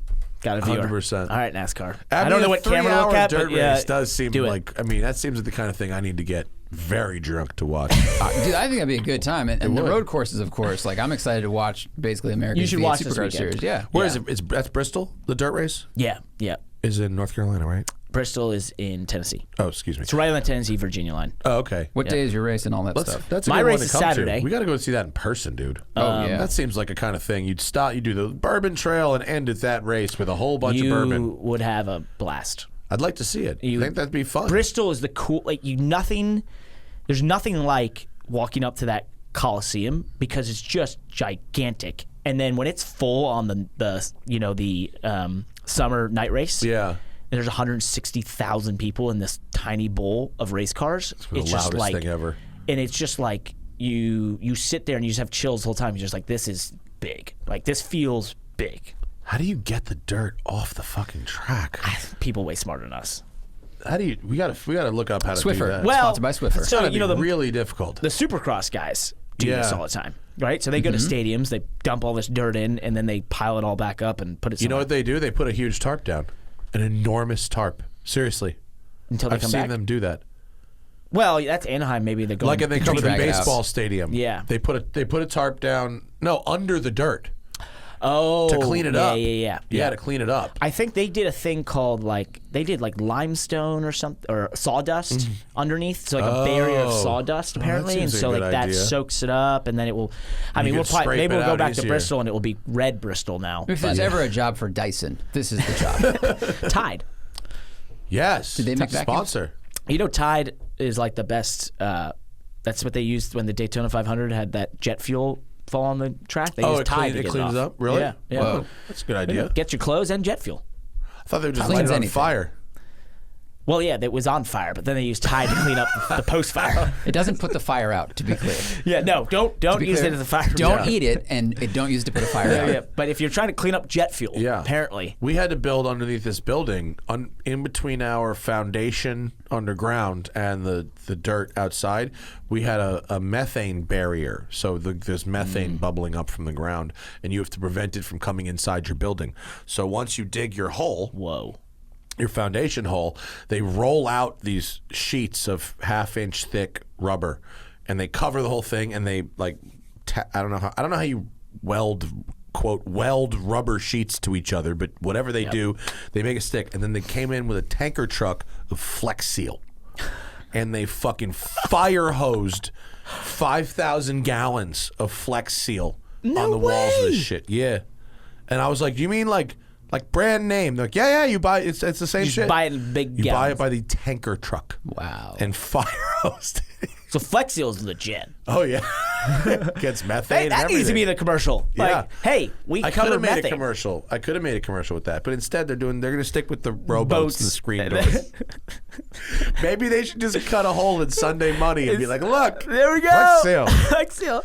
So you had the best tweet today about the guy was like, okay, so what should I buy? And you're like, manual Ferrari, never look back.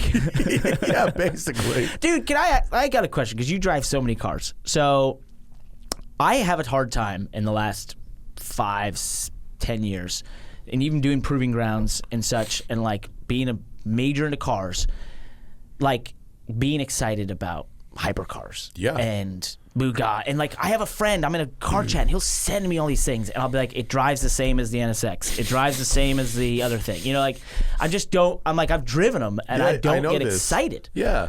And I feel like it's because like music. Beyond a certain point, I want my high school. It's diminishing returns. Yeah. Well, I mean, and I mean, it's interesting to hear, especially from someone who, you know, you drive race cars, you go really, really fucking fast. Yeah. You know, they beyond a certain point, to get to a certain speed, you have to do kind of the same shit. Yep. You know, the more a computer is involved with the styling, the more the car starts to look the same. The more you learn what the exact optimum powertrain is, the best possible powertrain for making a zillion horsepower. They're all just going to go to that. Yep. This new thing of, you know, Zach and I drove the SF90 Ferrari. Yep. The other day. It's, you know, it's batshit. It's almost 1,000 horsepower. It's 986 horsepower. And you remember when the 360 Modena was the big. Yeah, dude. It's only 20 years. I know. In 20 years, we've gone from 390 horsepower to that. And this is a production car. It's not like it's one of these crazy limited edition things. You just call up and buy it. Yep. And, you know, it's a lot of money, but it's only money. There's a lot of right now. There's people with this money. There's a lot of people with this money. I mean, I'm sorry if you're not one of them. I'm not one of them, but there's people with this money. I'm not one of them. And you just fucking show up and write a check, and they go, here you go. Here's 1,000 horsepower. It's 1,000. It's a 9-second car. Jeez. And it's just, we'll do it over and over and over, and there's no drama to it or nothing. It's just crazy. So it's like those have gotten to the point of, like you said, it's like diminishing returns. It's like, what are you going to do next? But the roads are the same. Yeah. And now we're getting to a point where it's like the racetracks are the same. You know what I mean? Yeah, like, some of the club tracks or anything. Same. Yeah. So what's funny is that I drove that Porsche Taycan on proving grounds, and I still tell people that's one of the coolest experiences I've ever had. A Turbo S? Like, that shit, right? Because like, of all, you know, driving the McLaren 720S, McLaren's my favorite Formula 1 team, but the road cars, I was like, always sort of like, whatever. 720S, an amazing experience. Game changer. Amazing experience. Yeah. But the Porsche Taycan was like something I'd never experienced. It was new. I was like, what is happening? You know? And then, like, I know this thing's really heavy, so I go off in a corner, and then there's grip. And I'm like, how the hell is it doing this? And it would just accelerate and then stop in a way I'm like, I feel like I'm on an RC car, right? Like, so that's where I'm like, okay, that is that next realm of coolness, but it's like these hypercars. That will have diminishing returns pretty soon, too. Yeah. But it's just the next thing. Bugatti, like, I just literally could not be cared to, like, even read anything about it. I drove the Chiron Pure Sport thing, which, like, if you had all the money in the world, I could see why you'd want something like that. I mean, and as a piece of engineering, it's amazing how usable 1,500 horsepower can be. I mean, literally, there's below 40% throttle. Yep. There is almost zero difference from a comfort, NVH, or any perspective, practicality between an R8 and a Chiron. An R8 is 180 grand and a Chiron is 4 million. They're the same car until you go past like half throttle. Yep. And I know they're not the same car, but the idea of it's just as easy and blah blah. So the irony is, like, what customers want is cars they can use all the time, more often. Traffic, they don't want them to be annoying. You know, if I go spend a day in my Ferrari 328 versus a day in a brand new SF90. Yeah. I'm gonna come back from the SF90 like relaxed, Yep. you know, ready to party. You know, I'll come back from the 328 like I need a shower. I'm sweating. You know, I'm sweating. I smell like gasoline. You know, I have to put my shoes back on. You know, and and so there will be, you know, obviously the new shit has to be faster and more efficient and technologically advanced and blah blah blah blah blah. Yeah. Otherwise, a certain group of people won't buy it. Yep. I mean, imagine Ferrari came out with a new car that was like lighter and slower and stick. And would they sell it? No, it would never I don't happen. think so. You don't think it would sell? No, journalists would love it, and they wouldn't sell it. The car enthusiasts out there that have the money to buy the car, which is definitely a smaller number than the amount of people that can buy a Ferrari. Yep. But the people that want the newest, fastest thing, which is what drives most of that market, like they would go, oh, less power, but how come? How does Porsche do it then? Because they make manual cars. Yeah, still. Small batch though. It's a small batch, and they really position it as the homologation race car. Got it. That's how they do it. Yeah. Yep. But it's, Zach, do you agree that it's, despite the incredible performance, that it's sort of the diminishing returns at this point? Well, it's I still remember when we were filming Tuned, and we filmed that guy's, it was like 1,200 horsepower GTR, right? Yeah. And it was insane to us. And then we said, all right, well, how long? He goes, yeah, I'm thinking of getting something else, or like moving up to like a bigger package. We're like, oh, how long do you have this? Like 2 months. So he was already used to the most powerful package they made in 2 months, and that's because we will get used to acceleration. Same with the Teslas and everything else. Yeah. So that's why it's diminishing returns, because that novelty doesn't like wear off, but you're not going to go that fast all the time. Yeah. And it's not going to be exciting forever. Yep. Yeah, what's nice about a manual transmission, semi-vintage or semi-modern car, like a car from the 80s to early 2000s, is the Porsche 996 is what you're saying. 911. I mean, it's the best car. Some It's 911s, pretty much but the greatest car ever made. Yeah. But Ferraris and manual Gallardos and stuff like that, and Mercies and whatever, they're kind of removed when it's not a technology based, when it's just like horsepower and gears and moving a lever. Mechanical. Yeah, it's removed from that sort of technology competition where it doesn't really feel old. A stick shift 2006 Ferrari won't feel, compared to a 2006 paddle shifted car. A 2006 paddle shifted car will feel old and clunky and slow. Feel like an automatic. But the stick one just is. Yep. And so the more that all these semi-mass produced sports cars move towards the same formula, the more the small group of people that really care about the analog stuff will be willing to pony up for it. So I have a theory that there's going to be a company, maybe you might actually know if this exists already. So I'm curious. I didn't do any research on this, so just bear with me. But my 2003 996, I got the PCCM Plus thing that puts Apple CarPlay in there. Oh yeah, okay. So I now have an 03 car with modern tech, Is Bluetooth. it like doubled in? Is it big? Yeah, it's the big one. Everything. Nice. So I get in, my phone's boom, boom, boom, done, and now I have the mechanicalness of this car, but that level of technology. I was like, there's gonna be someone, and it's not going to matter what car, but they're going to be like, anything pre-2010, come in and we will retrofit the entire thing with all the tech.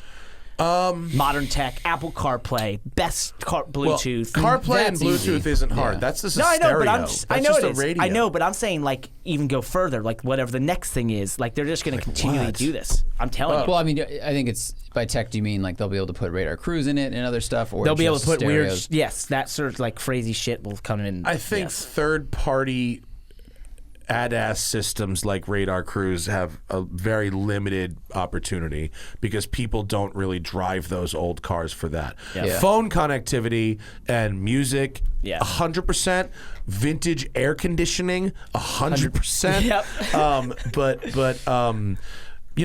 My wife's van, the Japanese van that you saw downstairs, the Delica, has a doubled-in Clarion with CarPlay and some nice speakers, and I mean the whole setup might have been $600. Yep. And it works. And right away. Making your old car listen to your phone is good. Yeah, all my that's what I'm saying. my old cars. I'm just saying, like, there may be a next lie. level to what we do with just the CarPlay. Like maybe the next thing. I don't know. I just thought like someone could take that and be doing it to just everything. Well, what there may have to be and make it look is really like nice. Electronic engine management.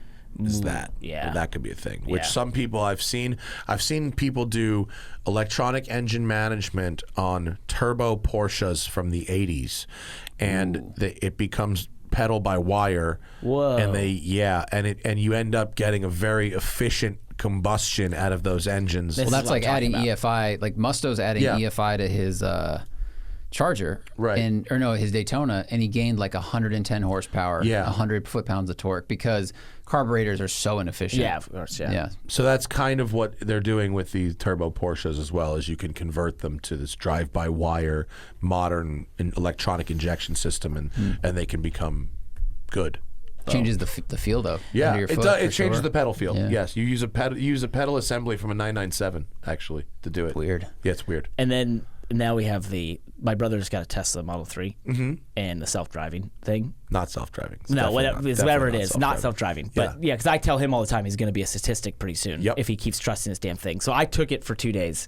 And I was like letting it do its thing at times, but I'm like so freaked out, like foot on the brake. And then I went through a tunnel and it just randomly stopped, which was the most terrifying thing. Thankfully, there was no one around me.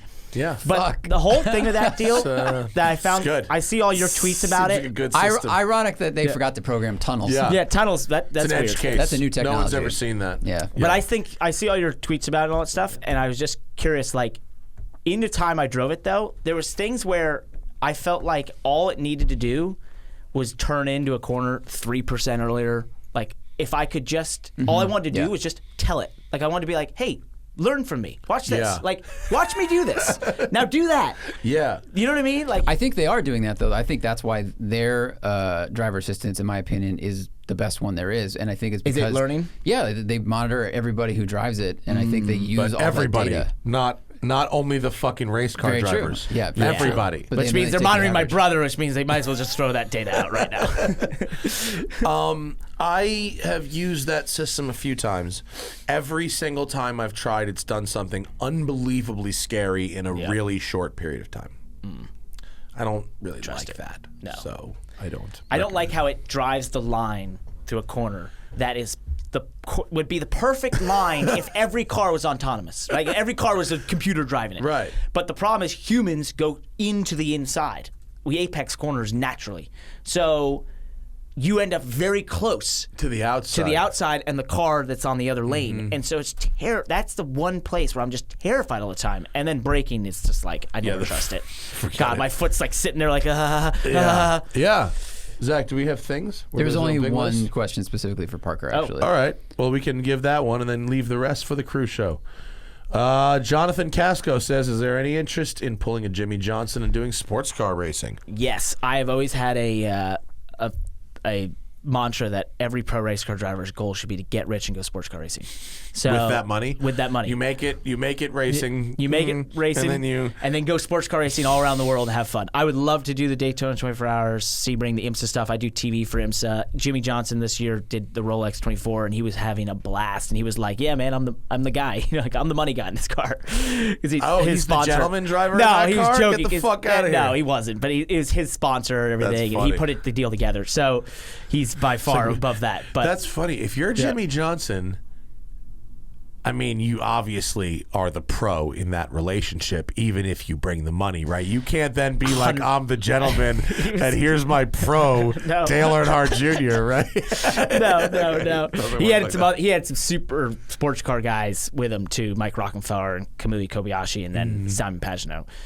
Who are they? They are, big-time guys. So he was, stacked talent around him, and he's also super talented. He'll figure out the IndyCar thing here soon. I know it.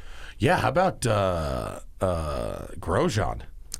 It's kind of awesome. Yeah, good for him. Cool. Very cool. Very good cool. for him. Yeah, I'd love to see him win a race and such. Maybe the next Juan Pablo Montoya. Maybe, yeah. That could be cool. Come back and just dominate IndyCar. IndyCar's got such competitive field right now, dude. Like that is, like from top to bottom right now. If you talk to anyone in IndyCar, like how close the competition is just unbelievable right now. Like it is nothing from first to 18th. Like there's just nothing in it, and it comes down to fractions of a second. It's amazing. Yeah, talking to anyone who drives those cars, I can't believe they just do it at all. Honestly, it seems fucking scary as can be. Physical as hell. Yeah, they're the most physical race cars in the world. Yeah. The downforce, no power steering. Formula One has assisted steering. Yeah, they were talking about adjusting wings with this like cable and lever system that was like, what the fuck? They take the wind twice a lap around Indy. I'm like, what? They do their anti-roll bars in there. It's cool. The Indy cars are really cool cars. Yeah, really. That's awesome. Yeah. Are we promoting anything today? No. Oh, go ahead. What? Come watch the race, all that stuff this week. I wanted to ask you about iRacing because I know you're big into it. You run a team, all that stuff. And when we were talking to our SF90 monitor about that stuff, and he said there's a lot of people now using mods in the races to goose their cars a little bit. Have you experienced that at all? So iRacing has a lot of cheap protection. Like you can't do that. I should say e-racing, not iRacing. So there's other games. Absolutely, you can. There's other sim games that you can get away with extra stuff, and then there's things. There's always in the simulated world. There's things that that isn't always going to simulate perfectly. So there might be you might drag your left front tire on an outlap at an oval, and it will make the car turn better on its qual lap. Like. Little stuff like that. It's called cheesing. Like you can intentionally inflict some damage on your car, or intentionally change its alignment. Heat up the left front tire. Interesting. But that comes and goes. The second it gets found, then iRacing fix it and so on and so forth. But at the end of the day, if you don't try to do that stuff, it's an incredible simulation of real life, right? Like they are doing an amazing job simulating something that has just an infinite amount of variables that is a race car driving on a racetrack. So I think they do a great job with that stuff, and it's cool. Sim racing stuff is growing. How was your season? I mean, tell the people. For Kligerman Sport, we race in the NASCAR Coca-Cola iRacing Series, which is the top sim racing series in America. They race for a $330,000 prize pool, and our cars are sponsored by Valvoline, greatest oil in the world, and greatest coolest company. They're awesome. Go check them out. But our cars are really, really well known. Some of our paint schemes. We just launched their new platinum extra protection gold. Sorry, gold. There you go. There extended protection Valvoline with the gold on it, which is pretty cool. And we just won at Auto Club with that paint scheme. That's Bob Bryant, one of our drivers. And then myself. Are you a driver as well? No, I just team owner.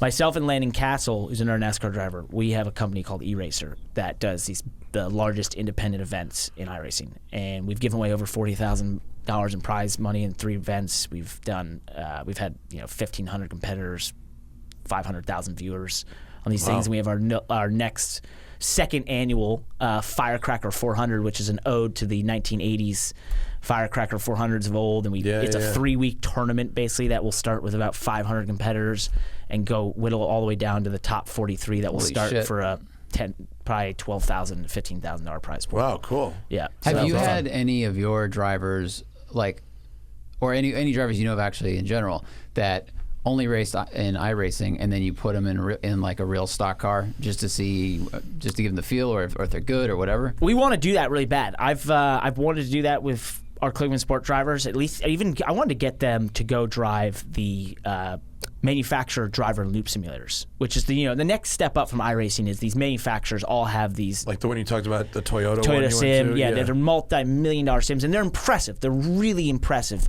But at times, there's things I would do in iRacing, like track-wise and such, that I felt aligned better with real life than those simulators. But those simulators are also simulating the car in a way that iRacing never could, because they're running their own software. So a lot of them are built on like R-Factor Pro and such in that sense. But there's multiple computers running the physics engine. They're trying to simulate is the physics. They care less about the driver learning the points and tracks, and they're impressive, but more it's like, we're going to put a change in this car that's mimicking what it would feel like in real life, and or we're going to test the durability of this rear end system in the sim. Like, that's how advanced it is. So that's a whole nother level, and I just think it'd be amazing to see them do that. I'd love to get them in a real car, and we've seen drivers do it, and I think it's they would have a huge head start on someone who just walked off the street having driven cars and jumped in a race car. That's what I think would most likely happen, and I think that for every 100 of them, there might be 1 to 3 that are amazing. There was a team park next to us at Lemons. These guys, all of them were Russian. Only one of them spoke English, and I went over to check out their car because it was like a 1995 25 that they had turned into a Ute, which was cool. Like, they built a cage, they cut the roof off. It was super long. And I was just talking to this guy, and I was like, how many times have you ran this with this trucklet thing you built? And he's like, this is the first time I've ever been on a real racetrack. All I've done is iRacing and e-racing. No way. Yeah, and then him and these friends decided to build a Lemons car, and like it worked, went to spec and all that shit, and it worked really well. It was pretty quick. But I was like, oh, well, what's it been like for you to drive in this car? He's like, I mean, it's hot and there's more noise, and I got to get used to the G-forces. But he's like, after like an hour, you know, you just drive the thing, and it was pretty quick. But it was just cool to watch his mind, like watch his face go, "This is different." Yeah, dude. Think about this. Why I think sim racing. I think we've only scratched the surface of how sim racing will align with real motorsports and how help motorsports grow. Because what sport in the world can you literally do the very actions and everything from your computer to simulate like that aligns the way it does virtually in the esports realm? Like, there's nothing. You can't play Madden and then you're going to suddenly go throw a football. Right, yeah. And that's why I got in kind of a fucking little beef with, like, the fucking guys at Forza, because they were, like, have all their high-level competitions with controllers. Yeah. Because they want to democratize it. And I said, well, that's fine. I understand. But if you're literally flying people to Le Mans, wheel and pedals, like maybe, like because you have an opportunity to simulate the actual activity. Exactly. Like that. There's no thing like that in the world. I just think we're just, you are going to see sim racing become the same level as grassroots racing, right? What's the common setup for a competitive home sim racer right now? Man, you can get Fanatec or Fanatic. You can get Fanatic, early Thrustmaster, the entry level Thrustmaster stuff that has force feedback. I think it's like the T300X, and then your Logitech G series are going to be great entry points. The biggest thing from any of those is just pedals, right? You're going to want to upgrade your pedals. They're all coming out with better stuff. We're actually starting E-Racer, we're starting a whole sim racing hardware superstore. But cool. That's a whole thing. We have a marketplace, too, for used stuff and everything. We're trying to help sort of take that world that's fragmented across the entire internet and try and combine it in one spot. But maybe you can set up our Fanatic stuff. Yep. It's great until someone changes a setting and then it doesn't tell you. And now you don't know it's been changed, and it's a fucking disaster. Give us a ring. We'll help you out. Yeah, we'll figure it out for you. We got the best, most knowledgeable people. Can I just download a tune? Can I just download the Kligerman tune? Yeah, maybe. See, that would be nice and easy. Yeah, if that was a thing. We should set that up. I don't even know if that's. I'm gonna write that down. It's actually a great idea. So I do in the show, just give away ideas. Yeah. Sprinklers. Wow. Sprinklers. Yeah. I mean, there's been like at least $2 billion ideas here. I had yeah. I had a guy call me and ask for a picture of one of the things that we use here at the shop, and I just gave it to him. No way. Yeah. I wasn't even like, come take it yourself. I was like, awesome. Here you go. You're a great guy. We had one more for Parker. This from Ben Lucarelli. Sure. Parker, tell us what it's been like working on the Dakar Rally. Do you attend in person? I thought you did a good job. Oh, that's very nice. So no, I have not attended in person. That's done all remotely. And it is an awesome experience. The first year I did it was last year, right before the pandemic, and I got to work out of the studio, and you go in for 14 straight days every day. You come in, the feed starts coming in at 6 a.m., you're watching it, then you have to start writing all the scripts, and then you eventually get to the point where you got to record this thing in like 30 minutes to an hour to get it on live that day. So it's like old-fashioned TV. Are you watching raw footage? Raw footage, and then we condense it all together, and then we would do different teases and such. So it was a lot of fun. I would love to go. I've watched Dakar since like the early 2000s. I used to download it on torrents, the torrent racing torrents and everything. But the same way we got Top Gear back in the day. Yeah, I used to download all the Top Gear torrents. Who was telling us this story that there was I think it was Porter or someone was talking about one of their correspondents had gone to Dakar and was like sitting at one of the stops, and a guy like rode up on a motorcycle and just gets off the bike and just sits down and like sits under a tree, and he's there for like half an hour, and the journalist like goes up, he's like, "Are you okay?" And it was a pit stop. It wasn't even the finish line for the day, and the guy just goes, "I'm just waiting for the painkillers to kick in, and then I can keep going." And he had like broken his wrist while riding, and was at the halfway point. Jeez. They're the most crazy, just wild people. Like the motorcycle dudes. And Ricky Brayback won as an American for the first time last year. Wow. And that was my first time doing it and everything. I was like, oh, this is badass. Yeah, and then Casey Curry won the side-by-side class, and so it was 2 Americans won, and I was like, oh my gosh, this is so cool. But the names for the announcer, the names. Oh, of all the it's international competitors. Let's just say we had like the pronunciation websites like burning up 90% of the time. Like, and you know me, you'd worked with me trying to. They don't pronunciation. Pronunciation. Sorry. Whatever. They don't amazing, send you Parker. Like a guide. That's amazing. They don't send you. We have researchers and such, but like no one knows. So we're like trying to Sometimes like. Parker has problems with words. my God. I have problems. For all the time I've been paid to be on camera and say words, it is just absolute miracle. That's so funny. Because I can't say words sometimes. So. Is it Mustang or Mustang? Yeah. All right. Hey guys, Thanks, what we got here? Is it Ferrari, a Ferrari, or what is this thing? Amazing. Yeah. Thank you guys. Thanks for coming down, dude. Dude, this is awesome. Thank you. Thanks for reaching out. What's the next race? Coda this weekend. Oh, sick. Right. Yeah. And then we're going for a big we got Good Sam is on the truck from Marcus Lemonis. He's going to give us a $100K bonus if we win. Plus there's a $50K bonus from the trip. Plus there's prize money. If we win this race this weekend, I think it could be the highest paying truck race in history. That's awesome. So all right, we want to go win it because Daddy needs some new shoes. Oh, this one you want to win, not the other ones. Not the other ones, just this one. I'm just going to try this time. Okay. And you're going to be in Austin, so you can see some stand-up comedy while you're there. Perfect. There you go. They moved the entire LA comedy scene to Austin. Oh, 6th Street. Down to 6th Street? Pretty much, yeah, something like that. Thanks for coming in, dude. Yeah, this was awesome. Great to see Follow you guys. Parker on Instagram it is Parker Kligerman written out, right? P. On Instagram. Kligerman. Oh, P. Kligerman. Yep. We follow you, but I forgot. Oh, that's very nice. It's okay. It's okay. It's good.